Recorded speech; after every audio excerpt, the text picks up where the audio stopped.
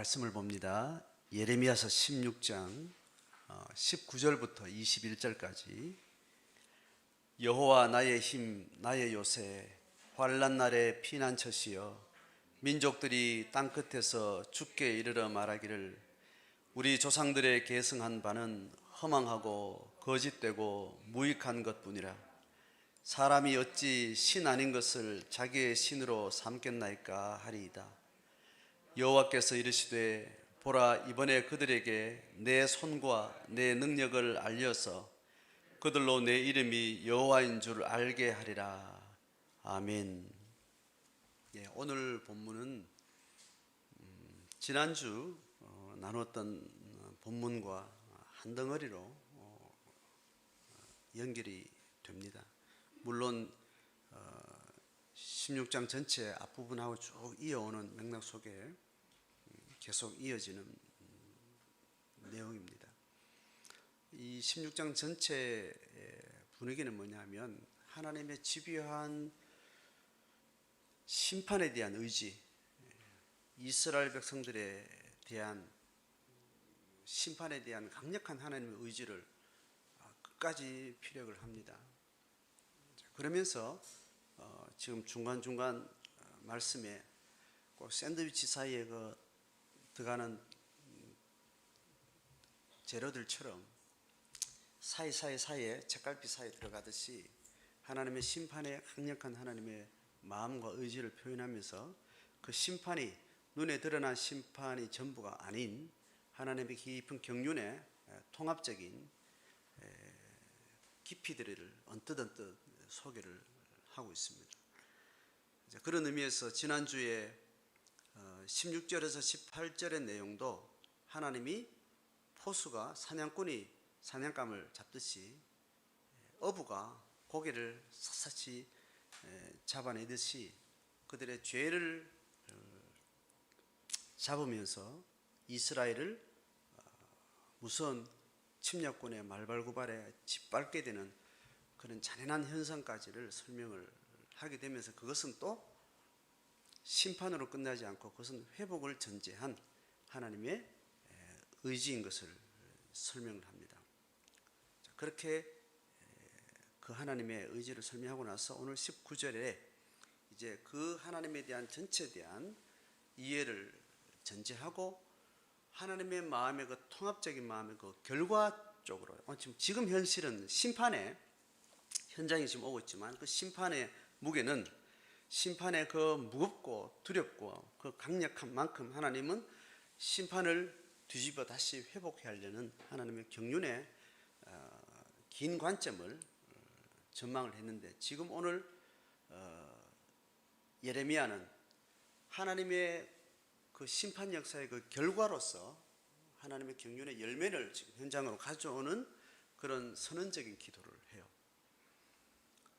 그래서 우리가 기도를 연구할 때 성경에서 하나님의 섭리를 이해하고 그 현실 속에서는 하나님의 경륜의 어떤 측면들이 어두운 부분, 밝은 부분, 다양한 측면들이 그 시기마다 지나고 있지만 그게 현실적으로 드러나는 그 면만 보지 않고 그 이면 하나님의 긴 경륜을 통합적으로 이해하는 것에 대한 것을 계속 성경은 이해를 하죠. 그래서 기도의 여러 가지 원리 중에 현실의 문제를 하나님이 현실을 이렇게 허락하시는 하나님의 뜻이 계신데 그 뜻이 결과적으로 어디로 지향하고 있는가를 이해하고 나서 현실 문제를 기도하지 않고 그 현실을 허락하신 하나님의 마음의 그 결과를 가지고 거기에 집중해서 그것을 기도하는 것, 이런 이제 예언적 기도라고 이야기를 할 수 있는 겁니다. 현실은 지금 고난이에요. 현실은 고난인데 바알식의 방식은 이 고난을 좀 타개해 달라고, 지금 있는 현실을 하나님의 뜻 말고 배제하고 내가 지금 겪고 있는 현실에 대한 내 필요에 맞춰서 막 그렇게 간구하는 기도를 하게 되는 층이, 그게 아주 얕은 기도의 초입에서 하는 기도의 수준입니다. 이것이 신앙이 있고 없고 신앙 깊이가 있고 없고 따지는 게 아니에요. 현실적으로 와닿는 문제를 가지고 먼저 기도를 시작하는 거예요. 예수님도 십자가 달리는 그 고고한 하나님의 경륜의 그 엄청난 사역을 하루 전날에까지도 인간의 몸을 입고 있는 그 고난의 두려움 자체를 가지고 하나님 앞에 기도를 했어요. 그것을 전혀 배지 않고 로봇처럼 현실에 발딛고 있는 것들은 전혀 느끼지 못하고 아주 고고한 것만 추구하는 것이 아니라는 것에 대해서 예수님이 몸소 보여주신 것이 이 잔을 피해갔으면 좋겠다. 그 기도를 한 거예요. 그게 3년 전에 한 게 아니고 바로 십자가를 코앞에 두고 그걸 그대로 이야기를 한 겁니다. 그건 절대 이루어질 수 없는 일이고 하나님 뜻도 아닌데 하나님이신 예수께서 그 기도를 하셨다는 것은 현실을 맞이하는 그 현실의 생생한 그 차원을 우리가 절대 간과해서도 안 되고 그것을 가지고 기도하지만 거기서 멈춰서도 안 되고 끝까지 가야 되는 겁니다. 하나님의 경륜을 통치하는 사람은 결국은 하나님이 지향하는 바에 내 뜻대로 마옵시고 하나님의 뜻대로 하옵소서를 마지막에는 선언하게 되는 이게 예언적 기도가 되는 겁니다. 그러니까 현실을 뛰어넘는 기도가 되고 그것은 인간의 필요에 맞춘 기도가 아니고 하나님의 필요를 향한 기도가 되는 거죠. 자, 그런 의미에서 오늘 지금 현실적인 고난의 문제를 하나님 왜 이게 우리한테는 어려움을 줬습니까? 우리가 왜 이런 죄의 심판을 받게 됩니까? 이런 질문을 통해서 계속 하나님이 말씀하는 답변을 통해 너희들이 죄를 어떻게 지었고 어떻게 지었고 어떻게 지었고 그걸 다 듣고 나서 예레미야는 또 하나님의 경륜의 끝을 향해서 그걸 선제적으로 가져와서 오늘 기도를 하는 아주 굉장히 중요한 예언적 기도를 하는 거죠. 오늘 19절에 내용이 이렇습니다. 하나님을 이제 부르는 거죠. 이게 지금 19절은 예레미야의 직접 화법이에요. 여호와 나의 힘 나의 요새.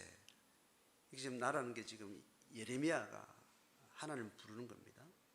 우리의 기도를 들으시는 하나님을 부를 때 기도의 내용이 어떠하냐에 따라서 그 기도의 내용에 걸맞는 하나님을 부르는 거예요. 아이가 아빠한테 사탕을 얻고 싶을 때 아빠가 필요한 거를 내가 도와주려고 할 때 아빠를 불러서 말을 시작하는 게 다르죠. 그죠? 아빠, 내가 이렇게 아빠를 사랑해서 아빠 돕고 싶으니까 아빠 뭐 필요한지 나한테 말해 주시면 내가 아빠를 도울게요. 내가 아빠를 도울 수 있도록 허락해 주세요. 이렇게 하는 거하고 아빠 나 오늘 사탕이 먹고 싶으니까 사탕 꼭 아빠 나 주셨으면 좋겠어요. 이렇게 이제 요청하는 게 다르죠. 그죠? 요청은 다르지만 그 요청을 들으시는 하나님은 한 분인데 그 요청하는 내용에 따라서 그 요청의 직면에 오시는 그 하나님에 대한 그 측면이 명확해지기 때문에 아빠 내 사탕 먹고 내가 얼마나 좋아하는지 아빠 아시잖아요. 내 사탕 먹으면 너무 좋거든요. 기분 좋거든요. 이렇게 사탕 먹으면 내가 좋아하는 즐거운 아들을 사랑하시는 아빠요. 내가 사탕 하나 주세요. 이렇게 이제 얘기한다는 거예요. 그래서 그때 아빠는 사탕 주길 바라는 아들의 그 청에 아빠를 부를 때는 그 아빠는 아들이 좋아하는 걸 정말 기뻐하는 거 아빠의 성품을 가지고 아빠를 부르는 겁니다. 아빠는 그런 아빠만은 아니죠. 내가 잘못하면 불같이 화를 내고 나를 매질하고 피가 나도록 나를 무섭게 꾸짖는 그런 아버지도 아버지인데 사탕 주기를 원하는 아빠한테는 그 사탕을 줄 수 있는 아빠의 그 성품을 가지고 이렇게 부르는 겁니다. 지금 오늘 나의 힘, 나의 요새 이렇게 하면서 지금 하나님 지금 이렇게 거창하게 불러가는 것은 하나님의 다양한 면 중에 그 하나님을 부르는 거예요. 근데 지금 이 기도를 하기 전에 하나님 지금 어떤 하나님이에요? 지금 현실적으로 지금 하나님 어떤 하나님이에요? 지금 불같은 진노를 가지고 지금 대량의 제국의 군대를 동원해서 수백 년을 기다리고 시간을 유보해왔던 그 끝자락에 지금 하나님은 이 그 백성들을 끝까지 이 잡듯이 잡겠다는 그 현실을 하나님께서 지금 운영하고 계신 그 하나님 앞에 지금 뭔가 다른 기도를 하기 위해서 이 현실 이면에 있는 다른 하나님의 성품을 불러드리는 거예요. 그런데 그 말은 이 현실을 지금 통치하시는 그 하나님의 그 성품, 행위, 전면에 드러나는 모습 외에 하나님 다른 복선을, 그 심령의 깊이를 내가 알기 때문에 그 다른 하나님의 측면을 내가 소환을 하는 거죠. 그만큼 하나님을 깊게 통찰하고 있다는 거고, 현실의 문제가 현실의 문제에 끝나지 않고 현실 이면에 하나님이 현실을 통치하시는 하나님은 또 다른 미래의 어떤 현실을 또 우리한테 계획하고 계신가를 내가 이해하는 만큼 현실을 어떻게 만날 것인가는, 이 현실이 결국 어디로 갈 것인가를 알고 그 갈 곳을 향해서 하나님을 소환해서 그것을 기도하는 거예요. 그럴 때 우리가 그 현실을 넘어설 수 있는 거죠.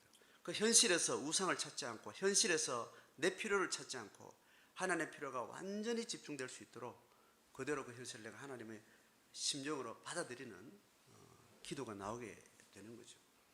그래서 나의 힘, 나의 요새. 세 번째가 뭐냐 하면 현실에 충돌되는 이야기를 하는 거예요. 환난 날에 피난처시오. 하나님이 위에서 지금 어떤 이야기 했습니까? 어부를 불러다가, 사냥꾼을 불러다가 잊었듯이 내가 피난처는 절대로 없다, 꿈도 꾸지 마라, 이렇게 하나님이 지금 비유로 그 강력한 의지를 설명을 했단 말이죠. 피난처는 고사하고 어디 숨 쉴 데도 없을 거다. 내가 그런 전문가 어부를 부르고 전문가 포수를, 꾼을 불러가지고 너희들 닥달할 텐데 고스란히 너희들의 심판의 직면을 잘 해라, 이렇게 이야기하신 하나님 앞에 피난처이신 하나님이라고 이야기를 부르는 겁니다. 그러니까 하나님의 매는 그 매가 무섭지만 그건 사랑의 매라는 것을 알기 때문에 매가 들어온 동기를 우리는 잡아야 됩니다. 나한테 매가 떨어지는 거는 나의 잘못된 습관, 내 안에 탐욕, 내 안에 있는 죄성, 그걸 고치기 위해서 아버지는, 어머니는 우리에게 매를 드는 거지. 그 매는 결국은 내 속에 있는 독소를 빼기 위해서, 내 속에 있는 잘못된 버릇을 빼기 위해서, 나를 훈육하기 위해서, 그 독소를 빼기 위해서 든 매지, 그 매질이 강하면 강할수록 나를 향한 하나님의 아버지의, 부모의 사랑이 반영되고 있는 거예요. 그래서 이스라엘 백성들을 미워하는 게 아니고 그 속에 있는 우상을 하나님께서 빼기를 원하고, 하나님의 땅의 그 순전한 거룩성을 회복하기 위한 그 하나님의 의짐을 알기에, 우리가 이 죄를 떠나면 정말 참된 피난처는 하나님이시라는 것에 대해서, 무서운 매를 들고 계시지만 정말 어디에 가서도 나를 끝까지 보호하실 분은 하나님의 손이라는 것에 대해서 이 기도자는 통찰을 하는 거예요. 하나님이 쓰시는 기도는 적어도 이런 하나님의 양면의 깊이를 이해하는 사람이 하나님이 움직이지는 기도가 되는 거죠. 그러면 역설적인 기도를 하는 겁니다. 그런데 이스라엘 백성들의 지금 하나님이 어떻게 너희를 심판할 것이라는 이 표면적인 이야기를 예레미야를 통해 듣는 이스라엘 백성들은 이해가 안 되는 거예요. 지금 그 엄청난 군대가 지금 우리를 잡으러 왔는데 우리는 애국으로 피하면 혹시 피할 수 있을까? 우리가 다른 국가와 동맹을 맺으면 어떻게 이걸 좀 건너갈 수 있을까? 이런 생각을 가지고 하나님 앞에 지혜를 구하고 이러고 있는데, 예레미야는 지금 하나도 빼지 않고 내가 나 다 잡겠다고 이야기를 하고 나서 그 환난 날에 피난처라고 말하니까 이스라엘 백성들의 이 영적 수준에서는 아직 뭔 소리인지 헷갈리고 들리지 않는 거죠.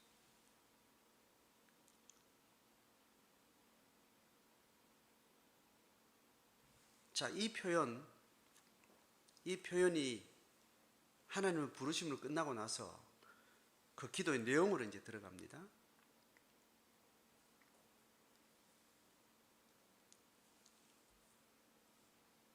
읽으면 민족들이 땅끝에서 죽게 이르러 말하기를, 이렇게 하나님을 그래 불러놓고, 하나님, 피난처이신 하나님, 피할 것 없는 역사에 지금 어두운 길을 지나고 있는 이 상황 가운데도 피난처이신 하나님, 열방들이요 저 땅끝에서 주님 앞에 지금 몰려와서 이런 말을 할 겁니다라고 이야기를 합니다. 그 열방들이 하나님 앞에 몰려와 가지고 무슨 말을 하느냐 하면 그걸 또 이제 하반절부터 이야기합니다. 자, 우리 조상들의 계승한 바는 지금 이 이야기는 이제 이방인들이 여러 열방들이 미래의 말입니다. 하나님 앞에 와가지고 이런 고백을 할 거라는 겁니다. 이방인들은 뭐라고 말하는가 하면 우리 조상들의 계승한 바는 우리 조상들이 역사를 물려오는 동안 계속해서 이어왔던 그들이 긴 세대간에 계속 이어온 그들의 가치관, 그들의 세계관, 그들의 삶의 방식, 그거는 허망하고 거짓되고 무익한 것뿐이었다. 이방인들이니까 한 번도 하나님의 백성이라는 정체성을 가지지 않고 창조 이후에 계속 그렇게 타락 이후에 계속 그렇게 이제 지내온 그 이방인들이 하나님과 전혀 상관없이 엄청난 세월들의 세대를 이어왔던 사람들이 이스라엘 백성이 하나님한테 몰려와가지고 우리의 모든 역사는 참으로 허망하고 거짓되고 무익한 것뿐이었다. 그러고 이제 고백을 한다는 거예요. 그 말은 뭐냐 하면 거짓되지 않고 진짜 유익하고 허망하지 않는 어떤 것을 발견하고 그것을 여호와 하나님이라고 이렇게 만나러 왔다는 걸 이야기하는 거겠죠. 그러니까 이스라엘의 하나님 엘로힘의 하나님이 아닌 우리의 삶의 모든 역사는 다 헛방이었군요. 이제 진짜 하나님을 만나서 이제 그 고백을 하게 되는 겁니다. 자, 이렇게 이야기를 하는데, 자, 이 말 한 사람들이 누구라고요? 이방 민족들이에요. 복수예요. 우리가 번역하면 열방이라고 이야기하고 민족들이라고 말하는 이스라엘 백성 외의 민족들이라고 이야기하는 이들인 거예요. 그리고 이들이 어디서 왔는가 하면 땅 끝에서 왔다는 거예요. 자, 지금 현실을 다시 한번 이제 보면 현실과 지금 비교를 해봅니다. 이스라엘 백성들이 모든 민족들한테 지금 흩어지게 돼 있다. 그러니까 이제 하나님이 참되고 진실하신 하나님은 엘로힘 하나님 뿐입니다라고 이렇게 고백하는 그 고백을 하는 당사자들은 지금 이스라엘 백성들밖에 없었어요. 근데 그 백성들이 언약을 맺은 백성들이 그 역사를 다 실패하고 하나님은 참되신 분이고 하나님만 진실하신 분이고 이 고백을 삶으로 못 살아냈다는 거예요. 이스라엘 백성들을 통해서 그 역사를 쭉 하나님 만들려고 했는데 그게 실패했단 말이에요. 실패하고 그들과 맺었던 언약의 땅에서 언약의 삶을 실패한 그들에게 그것을 이제 파토를 내고 있는 하나님 앞에 그 파토 내는 걸로 이제 하나님 역사는 끝장이 나는 거고 하나님 언약 백성은 이제는 열방 앞에 다 의미 없었고 다 실패했고 다 헛방의 거짓이었다는 걸 지금 이렇게 탄로가 나는 이 역사의 한 시점을 지나면서 그 현장을 보면서 예레미야는 불가능한 일을 이야기를 지금 상상을 하는 겁니다. 꿈을 꾸는 거예요. 이렇게 이방인들 민족들이 땅끝에서 죽게 오려면 원래는 어떻게 되는가 하면 이스라엘 백성들이 지금 이 땅을 잘 영적으로 지켜내고 있어야 그게 가능한 거예요. 그것도 언제 올지 모르는 거예요. 긴 하나님의 세월 속에 이스라엘 백성과 맺었던 언약의 그림은 그거였다고요. 너희들이 여기서 잘 섬기고 가나안 땅을 잘 지키고 내 땅을 정말 거룩하게 그렇게 지켜나가는 역사의 그 끝에는 결국은 그 이방인들이 이스라엘에게 하나님으로 때로 몰려올 것이다. 이게 왕국 시대에 계속했던 이미지예요.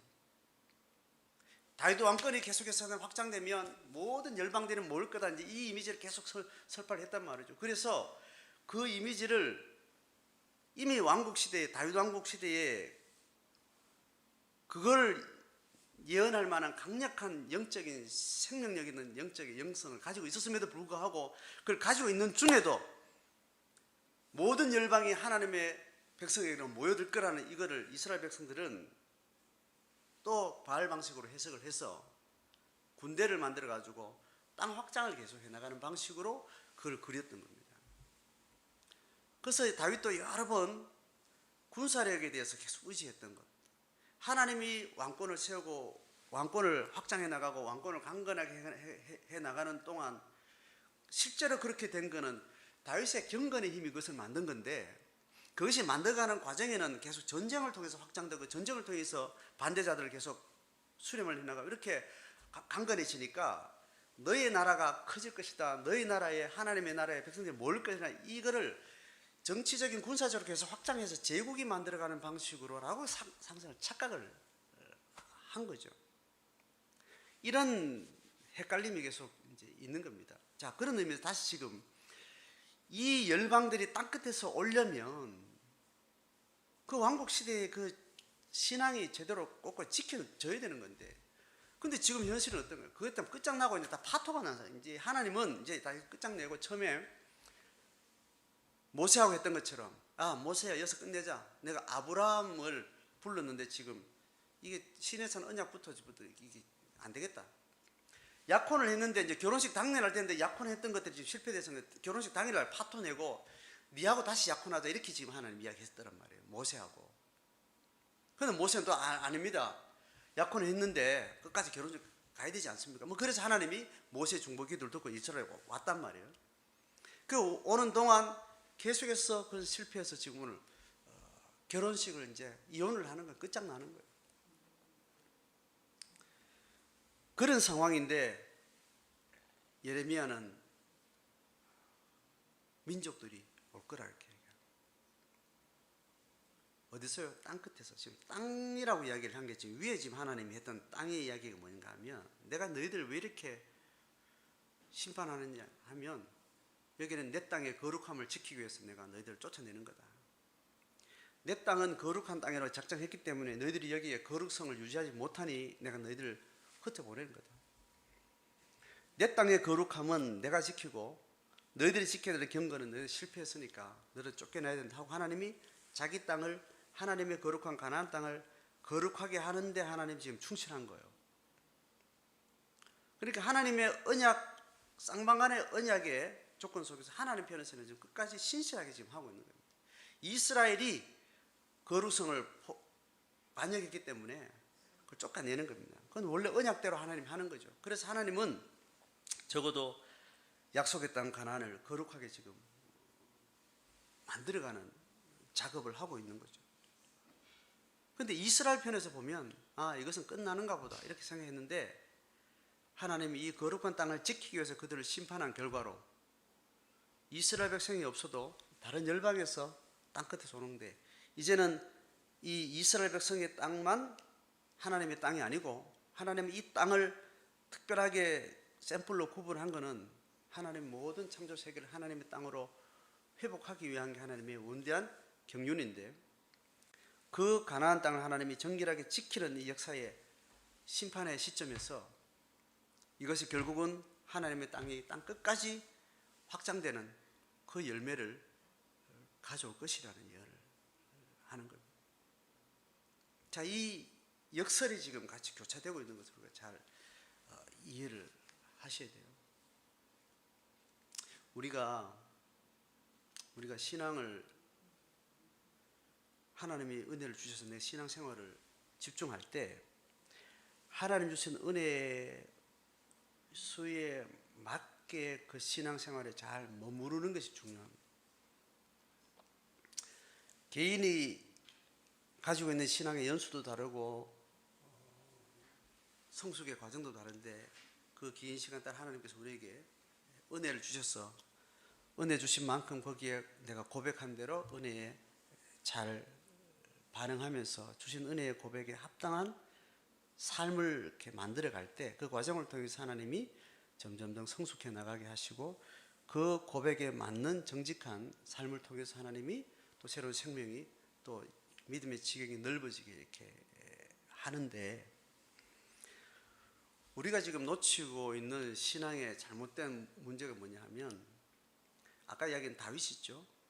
다윗이 자기가 왕권을 획득한 것이 하나님과 자기의 경건의 힘이라는 것을 듣고도 그 경건의 힘이 그렇게 부유한 경건의 힘이 결국은 왕국의 힘의 확장으로 이렇게 하나님 그걸 보여주시는데 경건의 힘이 그걸 확장하는 걸로 그렇게 듣고도 확장되는 그 노선에 가다 보니까 확장되고 있는 군사력에 자꾸 쏠려가는 거예요. 요 경계 부분을 잘 이해를 하셔야 됩니다. 한 개인이 하나님과 관계 맺은 그 관계의 맥락이 그게 경건의 그 길이에요. 어떤 사람은 처음에는 아주 오솔길처럼 쫓기 시작을 하죠.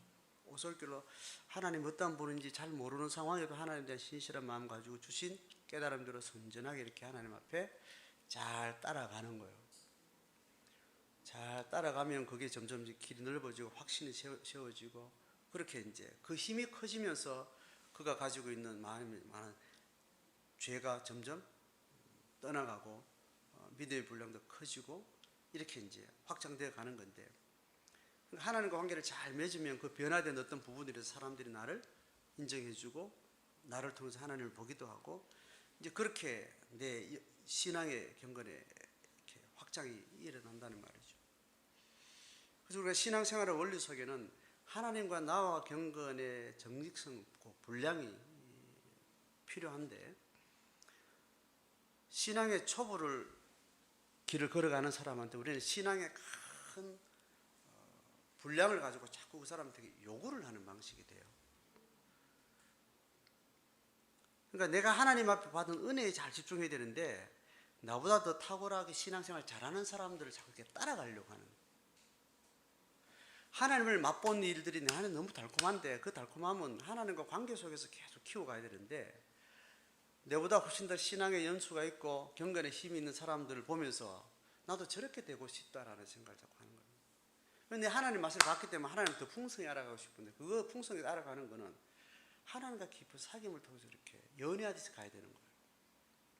그럼 그 사랑이 커지고 가다 어느 날 뭐도 사고 차도 사고 집도 사주고 막 그렇게 이제 되는 거다는 거겠어요. 하나님이. 근데 이미 그 하나님과 사랑이 풍성해진 사람이 그 경건의 큰 걸 보면서 내가 하나님을 사랑했다는 그 순수한 동기이긴 하지만 그걸 이렇게 자꾸 그리고 모양을 내려고 하는 거예요. 그런데 이런 사람들도 자꾸 그런 걸 가르치면 그 사람이 신앙이 클 것처럼 착각을 이렇게 하게 되는 거예요. 거기서 종교성이 계속 만들어지고 하나님과 나의 개인 경건의 그 골방이 잘 만들어지는 게 아니고 다른 종교성을 자꾸 이게 하나님을 위한 사랑인지 내가 사랑하려고 하는 거지 내가 좋아하는 걸 하려고 하는 이게 막 헷갈리기 시작하는 거예요. 윤리 도덕성의 가치가 높은 사회에서는 신앙이 주는 생명력하고 신앙 아닌 어떤 좋은 성품과 좋은 윤리적인 어떤 가치들하고 이게 혼란이 생깁니다. 물론 하나님과 관계 맺으면 윤리 덕목이 커지고 성품이 착해지고 하지만 그것이 원래 착한 건지 하나님 때문에 착한 건지 다른 사람이 그 사람을 착한 걸 좋아하니까 그 사람한테 잘 보려고 나도 모르게 착하게 하는 건지 이 구분이 우리가 안 되는 거예요. 그 신앙의 생명력을 윤리 도덕의 생명의 어떤 라인으로 이렇게 우리는 혼재되어 있는 상태에 있을 수 있는 겁니다. 이스라엘 백성들이 지금 하나님 앞에 집중을 잘 하는 일을 실패를 하게 된 거죠. 이 실패한 거는 그걸 다시 회복해야 되는 건데 이스라엘 백성들은 이것과 혼란이 오는 거예요. 교회가 선교를 하고 교회가 신앙을 집중하고 또 영적인 사역을 이렇게 하면서 우리 공동체 안에 그 개인 안에 하나님 주신 은혜, 하나님 주신 비전, 하나님 주신 은사 거기에 잘 집중해서 그 힘이 이렇게도 드러나고 저렇게도 확장되고 다양한 모습으로 개인과 집단의 은사나 다양한 사역의 모양으로 이렇게 드러나게 되죠. 그런데 거기에 집중하지 않고 그 열매를 자꾸 우리가 이렇게 생각을 하게 되는 거예요. 그래서 지금 한국 사회는 교회가 지금 바람이 빠지는 과정이에요. 새마을운동 하듯이 지금 계속 경제가 부흥하듯이 지금 교회가 숫자적으로 막 부흥하고 막 사역도 엄청나게 하는 그 시기에 지금 정점을 지나고 지금 후기 사회를 지금 지나고 있단 말이에요. 그 과정을 지금 지나고 있는데도 우리의 생각은 우리 어릴 때 막 교회가 부흥하고 사람들이 모여들고 했던 그 상상을 자꾸 이렇게 하게 돼요. 목회자들이 계속 이 코로나 시대에도 계속 헷갈리는 건 뭐냐 하면 교회가 했던 은혜가 많았을 때 드러났던 그 증상 그걸 자꾸 그걸 고집을 하는 거죠. 제가 신학교 때는 교회가 정상적으로 교회가 유지되려면 영적으로 조직적으로 재정적으로 유지되려면 적어도 교인 숫자의 몇 퍼센트는 한 달에 1년에 새 교인이 들어와야 된다. 그래서 안문으로 들어오는 사람이 있고 도입 빠져나가는 사람이 있고 이 또 통계학적으로 정리를 해가지고 그래야 교회가 유지가 된다. 그래야 교회가 교회를 유지한다. 뭐 이런 식의 어떤 단체 경영하는 방식으로 교회의 어떤 형태를 산출해가지고 그걸 통계내가지고 그걸로 교회를 격려하는 그 훈련들을 또 그런 생각들이 또 통했어요.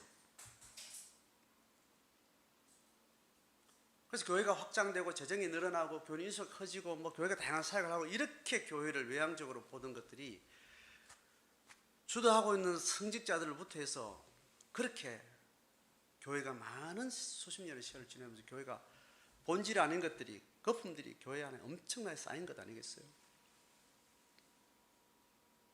그럼 지금 거품을 빼는 시기예요. 하나님이 거품을 빼는 시기에 우리는 한 번도 안 겪어봤기 때문에 교회는 어떤 식으로 운영된다, 교회는 어떤 식으로 모여들더라, 교회는 뭘 하더라라는 것들이 우리는 아직 그대로 구분이 안 되니까 거품 빠지고 숫자가 빠지고 막 이렇게 아이들이 막 단절되고 이걸 굉장히 혼란스러워하는 위기죠. 대안의 길을 못 찾는 거예요. 성경은 본질이 이거라고 이야기했는데 본질을 찾으려고 하는 본질이 뭔지 본질하고 본질하는 게 막 섞여 있어가지고 그 안에 생명이 있었기도 그것도 부흥도 있었고 은혜도 있었긴 한데 그걸 상쇄시키는 많은 거품들이 어떤 건지 우리 한 번도 구분해 본 적도 없고 겪어본 적도 없고 분별하지 않았기 때문에 그게 헷갈려요.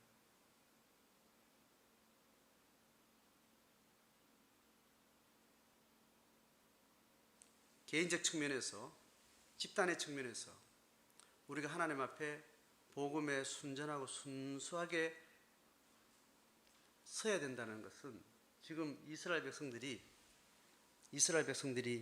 가나안 땅이고 작은 땅에서 하나님과 건강한 영적 은혜의 분량을 잘 집중하는 것이 중요하고 자기 길을 가야 돼요. 내가 하나님과 맺는 경건의 길은 지금 옆에 있는 지체하고 달라요. 조건도 다르고 환경도 다르고 길이 다 달라요. 그게 어떤 열매로 그게 더 비교할 수 있는 일이 아니에요. 내가 하나님 앞에 받은 은혜의 분량이 그거면 거기에 정직하게 순종하면 돼요. 숟가락 놓고 따라가서 되는 일이 아니고 좋은 공동체 안에 있으면 그게 내가 좋은 성도가 되는 게 아니고 좋은 목사의 설교를 들으면 내가 좋은 말씀 생활, 좋은 영적 생활을 할 수 있을 거라 이렇게 되는 게 아니고 메인은 내 신앙생활에 내가 받은 은혜에 내가 확신하는 바에 정직하게 집중하는 거예요. 아직 하나님 이거는 확신이 들지 않아요. 그러면 하나님 앞에 확신이 들 때까지 기다리시래요. 그러니까 윤리도 더 착한 일하고 좋은 일하고 이렇게 하는 게 신앙이 아니라는 거예요. 자, 이 말이 굉장히 헷갈려. 잘 안 들어본 얘기예요. 착하고 좋은 일하고 막 그렇게 막 베풀고 하는 것이 그게 신앙이 아니라는 거예요. 참 신앙은 하나님이 내게 주신 은혜가 부여해서 하나님 나를 사랑하신 그 사랑이 내 안에 딱 차서 그 사랑만큼 내가 하나님 앞에 반응하는 거예요. 하나님 앞에 받은 주관적인 체험과 확신도 그 부유함도 평안도 없는 몸을 가지고 자꾸 뭘 하려고 하는 거예요. 그래서 하다 보면 하나님 좋은 일 있겠지 이렇게 덕을 쌓는 방식으로 하나님 은혜의 길을 걸어가려고 하는 그런 길을 걸어가는 거예요. 그걸 성도들이 자꾸 부추기고 잘한다. 굉장히 위험한 겁니다. 교회 선언을 갑자기 일 열심히 하고 열심히 해서 헌신 많이 하는 사람 굉장히 위험한 거예요. 안 하면 안 하고 있는 게으름을 우리가 찾아갈 수 있는데 막 열심히 하는 사람한테 그게 신앙으로 하고 있는지 뭐로 하고 있는지는 잘 구분해서 지금 마음의 평안을 조금만 오버하면 마음에 본전 생각이 나잖아요. 상처받잖아요. 삐지잖아요.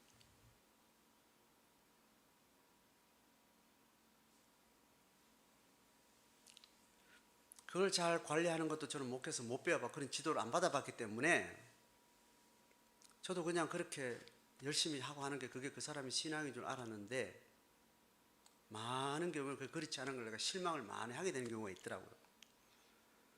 왜 실망하는가 싶을 때는 적어도 저는 매일 새벽 기도를 하고 그걸 하니까 그 간격이 저는 좁은 사람이에요. 그 성도들은 기도에 집중하고 골방 생활을 관리하면서 자기 괴리를 좁힐 수 있는 양이 사역자보다 훨씬 이게 괴리가 크니까 다 내 같은 줄 알았다는 거예요, 제가. 성도들도 다 그럴 것 같아요. 다 내 같을 줄 아는 거예요. 그 자기 안에 있는 은혜에 꼭 물어보세요. 내가 이 일을 할 때 하나님 앞에 감사하는 마음으로, 요거는 이제 감사함으로 하는 게 아니고 내가 억지로 하고 있다. 그걸 잘 알아야 된다. 감사하지 않는 건 다 안 해야 되는 이렇게 아니고, 내가 지금 하나님 은혜 분량만큼 하고 있다. 요 영역은 분량에 지나치고 있다. 의무를 하고 있다. 이건 당연히 어느 날 본전 생각날 거다. 이건 반드시 누가 남편이 좀 위로해 주든지 아니면 내가 어떤 금전적 보상을 받든지 이만큼 오버했으면 그 다음날 하룻밤 충분히 쉬든지 이 스트레스를 좀 줄이든지 그 관리를 하지 않으면 이거는 내가 받은 은혜의 분량까지도 침범이 들어오는 그런 악순환이 있다는 것에 대해서 우리가 잘 분별을 해야 되는 거예요. 그래서 과도한 짐을 어느 정도 질 수밖에 없는 상황에 가면 반드시 어느 시점에는 그 과도한 짐을 내려놓을 수 있는 이완 시기를 가져야 됩니다. 그렇게 우리의 마음을 돌아보고 마음길을 잘 케어하면서 하나님 은혜의 분량에 맞게 정직하게 가는 그런 길들을 가지 못했던 거죠. 이스라엘 백성들이 지금 그런 큰 역사의 흐름 속에 지금 그 시점을 지나고 있습니다. 그래서 하나님 지금 어떻게 하는가 하면 이스라엘 백성을 파토시켰잖아요. 그럼 이스라엘 백성들이 거기서 하나님의 땅에서 삶을 사니까 쫓아내는 것이 하나님의 땅을 지키는 거예요. 하나님 편에서는. 그러니까 하나님의 땅은 여전히 살아있는 거예요. 이스라엘 백성을 쫓아내야만 여기 죄가 흐르지 않는, 여기는 죄를 몰아내야 되니까 이스라엘 백성들도 몰아내야 되는 상황이에요. 그러니까 여기는 지금 다 머리 좋은 사람, 왕족들, 가문에 있는 사람들 다 잡혀서 제국에 다 흩어지고 여는 떠중이들만 그냥 이렇게 시답지 않은 사람들만 그냥 그렇게 있는 거예요. 지식적으로도 신앙적으로도 뭐 그런 사람들이 있으니까 그 땅이 아무것도 아닌 땅이 버려진 땅이 되었잖아요. 그런데 하나님 편에서는 그제서야 그 땅이 하나님의 평안이 회복되었다라고 이렇게 표현을 하는 거예요. 이스라엘 백성은 다 쫓겨나가고 난 다음에 마지막에 이스라엘 역사에 그제서야 그 땅에 안식이 돌아왔다라고 성경이 표현을 하잖아요. 하나님 표현은 여기에 가해자가 있고 피해자 계속 일어나는 그런 땅에서는 계속 하나님의 안식이 없는 거예요. 영혼의 안식이 없는 거예요. 그 인간들 다 쫓아내고 나니까 이제 그 땅에는 더 이상 원방의 소리나 피 흘림이나 피해자의 고통의 신음소리가 더 이상 들리지 않는 고요한 땅이 되어버려요. 그걸 유지하니까 하나님으로서는 하나님 편에서는 그 하나님의 땅을 지켜낸 거예요. 지켜내니까 하나님의 백성이라고 나발 부는 이스라엘 백성 한 달은 없는데도 불구하고 하나님 때가 되니까 열방에서 이스라엘 백성들은 다 땅을 섰다가 씨가 다 말라버렸는데 이 땅이 살아있으니까 열방의 땅 끝에서 하나님의 땅을 향해서 이렇게 몰려들게 되는 겁니다. 그럼 하나님의 때에 하나님 역사 경륜에 절대 주권으로 가지고 그렇게 하시는 거죠. 하나님은 은혜 주신 은혜의 분량 안에 그 경건을 잘 유지하는 그 하나님의 땅이 그게 크냐 적으냐 얼마나 시간이 오래되냐 그게 중요하지. 그 시간과 양은 하나님이 절대 주권 속에 있다니까요. 그래서 내가 신앙생활을 하면서 안 믿는 가족들하고 안 믿는 식구들하고 있으면서 내가 과도하게 신앙의 이름으로 과하게 하는 것들이, 저 하나님 이름은 자꾸 말하는데 저 속에는 엄마의 기질과 엄마의 욕망과 이런 게, 그 냄새가 애들 다 맡으니까 엄마가 말하는 하나님이 자식들이 참 가짜는 거예요. 질려버려요.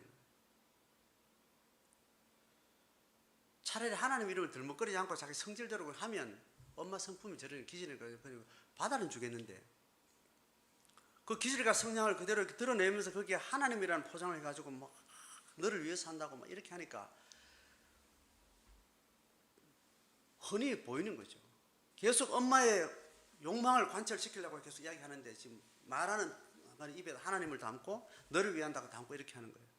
가정에서 자식이 부모를 보듯이 이 세상 사람들이 교회라는 집단을 보고 계속 그렇게, 처음에는 뭔가 있겠지. 저 사람들이 하나님을, 신을 염두에 두고 사는 사람들이니까 적어도 뭔가 의미가 있겠지. 또 그런 것도 현상도 있으니까. 그러니까 수십 년 지나고 나니까 이것들이 다 헛방인 거예요. 자기들이 평상 수준에서 가지고 있는 기본적인 기본기도 안 되는 이상한 괴물들이 돼서 엄청난 폭력을 가지고 행사하는 집단이 된 거예요.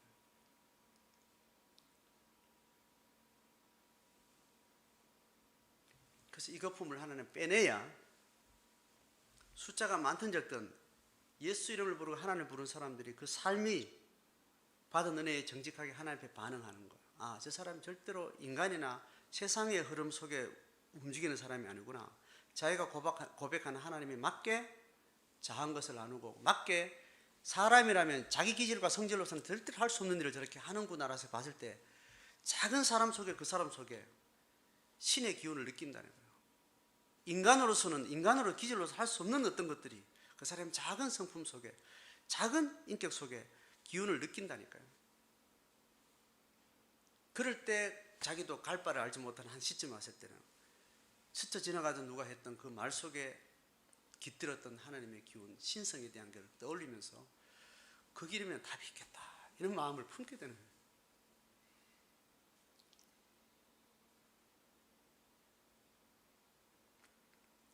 부모 세대에 우리가 신앙을 그래 살았으면 노년 세대에 우리는 다시 회복해서 우리 손자들은 우리를 보고, 우리 자식들이 우리를 보고 헷갈렸던 것들은 없도록 한번 살아볼 수 있는 기회는 한 번 더 있는 것 같아요. 그럼 내 자식들은 안 돌아와도 내 손자들은 할아버지 할머니 보고 신앙을 이어갈 수도 있습니다.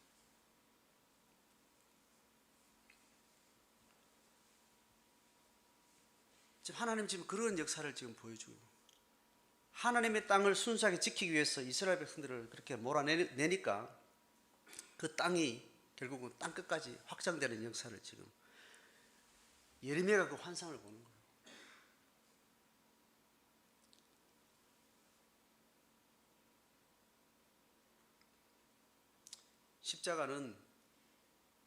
십자가는 죽은 것 같은데, 다 죽은 것 같은데, 신도 죽은 것 같고, 십자가는 싸그리 다 씨를 말렸는데, 이단의 개수를 지금 처형했는데, 부활의 아침을 지나고 나서 그 이단의 많은 생명력들이 그렇게 회복되는 거예요. 복음은 그래서 역설이에요. 예수가 죽은 것 같은데 예수와 온갖 생명을 지배했던 사단이 괴멸되고, 사단이 괴멸되니까 예수 생명의 씨앗들이 온 열방에 퍼지는 거예요.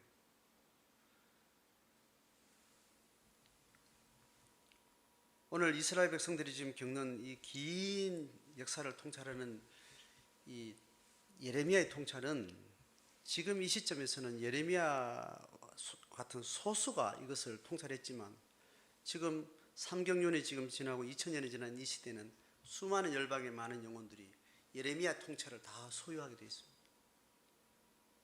성령의 시대를 사는 모든 영혼들은 예레미야 같은 영감을 다 누구나 가질 수 있는 시간이 돼서 현실을 가지고 기도를 시작했다가 현실 이면에 하나님의 경륜의 끝을 향해서 우리는 선언적 기도를 하는 거예요.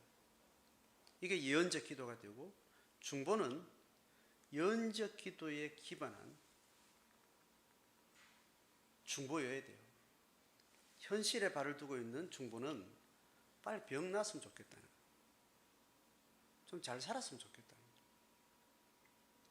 내 피부에 와닿는 그 현실에 그냥 피로들을 그냥 기도하는 거예요. 그거는 절에서도 할 수 있는 거고, 다른 이방 종교에서도 얼마든지 할 수 있는 그런 내용의 수준에서 그냥 기도를 그냥 계속 중보를 우리는 그렇게 하고 있다. 시작은 그래 하지만 하나님의 계시에 통찰이 있는 사람은 시작 이 너머에, 현실 이 너머에 하나님이 어떤 하나님인지 이해하고 하나님의 역사는 어떻게 흘러간다는 통찰이 있는 사람은 이 현실에 대해서 뒷면을 보게 되고 그것을 환상으로 보고 예언적인 기도를 하게 되고 그것이 그 영혼을 살리는 중보가 되는 거죠. 그런 사람은 세상이 감당할 수 없다고 했죠. 세상은 지금 짓밟고 있는데 우리는 거기서 지금 생명력을 보니까.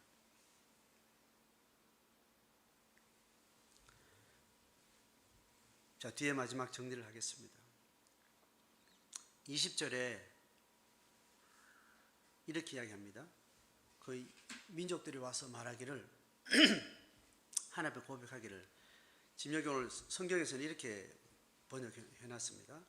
사람이 어찌 신 아닌 것을 자기 신으로 삼겠나이까. 이렇게 의역인데 이 본 직역에 비하면 약간 의미가 명확지 않을 수 있는 그런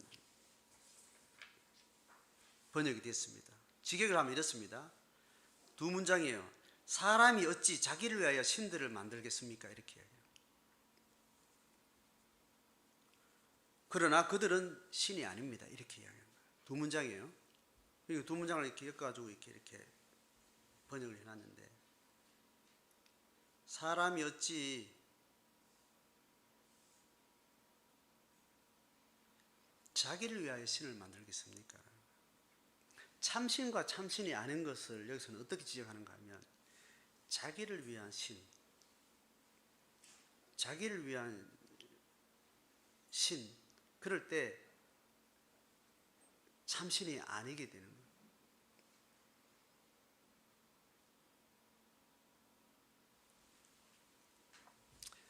자기중심적, 하나님, 여호와 하나님을 불러놓고는 자기중심적인 어떤 것을 향해서 계속 하나님을 부르게 되면, 이름은 하나님을 부르는데 마음에 탐욕을 부처질하는 우상에게 이렇게 가게 되는 거예요. 참신을 만나왔음에도 불구하고 하나님의 중심적인 하나님의 세계관에 나를 맞춰서 하나님 앞에 은혜의 분량에 맞게 이렇게 자기가 잘 들어가면 하나님 중심이 돼요. 왜냐하면 하나님 내 은혜를 주셨기 때문에 하나님 나를 사랑하는 감동 준 만큼 하나님 앞에 내가 녹아진 만큼 하나님 반응을 하는데, 하나님 아는 분량을 내가 뭐라 할 때는 내 방식대로 뭘 하게 되는 거예요. 내 방식대로 한 거는 본전 생각난다 그랬죠. 하나님 은혜 받은 대로 하면 누가 알아주든 안 해주든 내가 베풀 수 있어서 감사했다고요. 그런데 은혜의 분량을 넘어선 만큼 하면 내가 한 거예요. 하나님이 알아주는 분량을 넘어섰기 때문에 누가 알아줘야만 되는 거예요. 하다못해 내 자신이 나를 알아줘. 기특하다. 아이고 니 잘했다. 기특하다. 좋은 일이 있을 끼다. 데려주고 말로 받는 일이 있을 거다. 이미 받은 걸 주면 아무 거슬림이 없는데, 안 받은 데 주려니까 내가 다시 돌려받아야 되는 상황이 생기는 거예요.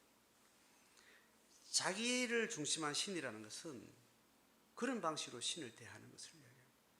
아까 위에 맥락하고 지금 같이 지금 선을 맞추는 겁니다. 하나님 주신 은혜, 감사한 조건과 수준의 평안에, 내 마음의 평안에 깨어지지 않는 수준에서 내가 삶의 지경을 만들어가는 거예요.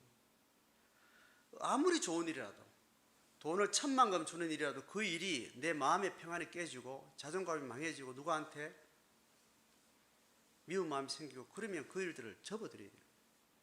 복음으로 살겠다는 것은 그렇게 사는 거예요. 그 지경을 지켜내는 거예요. 하나님이 나를 사랑하신 나됨에 그 영역 안에까지 내 삶의 지경선을 내가 정하고 살아가는 거예요. 그걸 넘어서면 자기가 중심이 되기 때문에 그 하나님도 자기 중심적인 방식으로 하나님을 바라보게 돼요.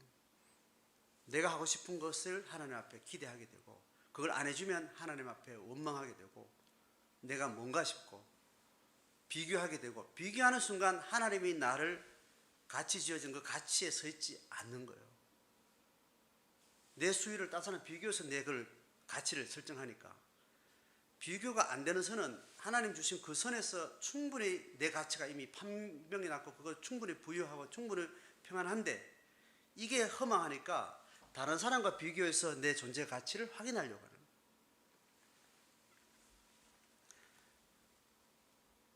어찌 사람이 자기를 위해서 신을 두느냐. 그러나 그들은 그 신들은 신이 아니다라고 이야기하는 거예요. 자, 이 고백을 이방인들이 와서 하는 거죠. 사실은 이스라엘 백성들의 입술을 통해서 고백이 나와야 될 건데 그 고백을 할 만한 수준이 안 되니까 하나님 다 쫓아내고 그 땅을 거룩하게 지키고 있으니까 이제 그 땅에 참된 고백을 할 사람이 땅 끝에서 이제 하나님께서 이제 다 모으게 되는 거예요. 그래서 우리 안에 있는 죄성들은 다 몰아서 세상에 흩어야 돼요. 흩히고 하나님 내가 허락하신 은혜의 분량에 내가 잠잠히 잘 기다리고 있으면 그것이 작을지라도 하나님의 때에 엄마가 했던 행동, 눈빛 그거는 정말 신기가 있었는데 그 딸도 엄마가 되어 살다가 갈 길을 알지 못할 때 엄마 참 인간적인 사람이고 욕망도 있는 사람이고 성질도 개빡 같았는데 엄마가 한 번씩 힘들 때 한 번쯤은 하나님 앞에 이렇게 하던데 그게 그 사람한테 들리는 거예요. 엄마가 그런 말을 화려한 삶을 많이 사는 게 중요하잖아요. 진실성 있게 적어도 엄마의 마음 한 시점에 하나님이 그 마음을 사로잡아서 했던 것들이 기억만 나면 자기도 그 같은 일을 당했을 때 그 하나님을 찾는데 누구 때문에? 엄마가 경험했던 그 하나님 때문에 하나님을 찾아오는 거예요. 내가 하나님 앞에 은혜의 덕을 많이 쌓아 기도를 많이 쌓은 만큼 자식들이 죽기로 막 몰려오고 이렇게 되는 게 아니라 그래서 목사 집안에서도 애가 이단으로 빠지고 아빠는 술 마시고 막 그렇게 집안 깽판 쳤는데도 그 아이들이 정말 순수하게 하나님을 만나고 이런 기현상이 왜 있습니까?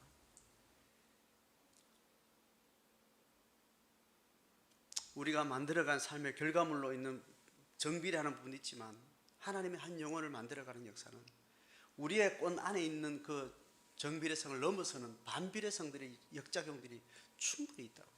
그건 하나님 편에 있는 거예요. 내 자식이 어떻다 해서 그것을 내 탓할 필요도 없고 그냥 나로서 최선을 다한 거 혹시 내가 오버하게 내가 잘못한 건 그걸 잘 분별해서 자기를 돌아보면 되는 거예요.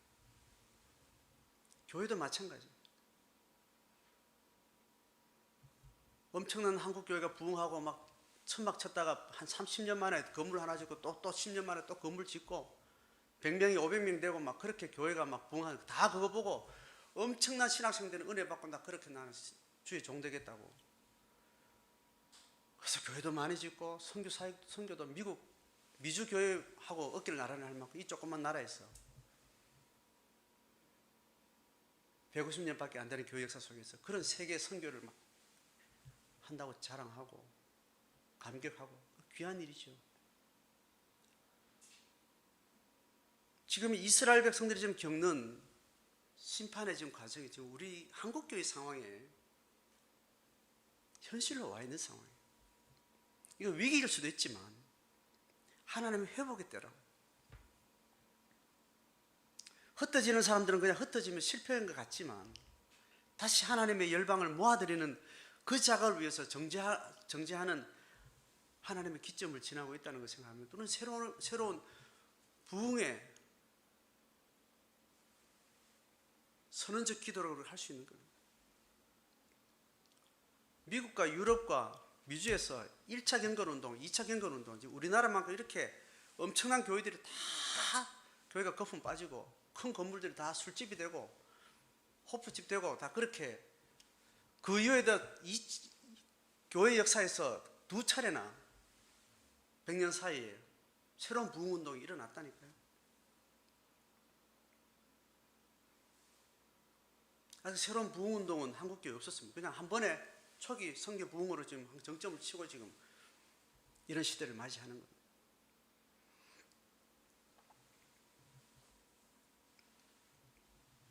다시 자기를 위한 신이 아닌 하나님 은혜 주신 그 은혜에 합당하게 있어서 하나님이 나를 먹임질하신 그 수에 맞게 정직하게 하나님의 세상을 살아내는 것, 이게 여호와 하나님의 참신으로서 우리 속에 존재하는 방식입니다. 자, 그렇게 해서 21절에 하나님의 답변이, 이 예언적 기도 앞에 하나님이 이렇게 이야기합니다. 봐라, 여호와께서 이르시되 보라, 이번에 그들에게 내 손과 내 능력을 알려서, 이번에 그들에게 내 손과 내 능력을 알려서, 이거 심판을 이야기하는 거예요. 그들로 내 이름이 여호와인 줄 알게 하리라.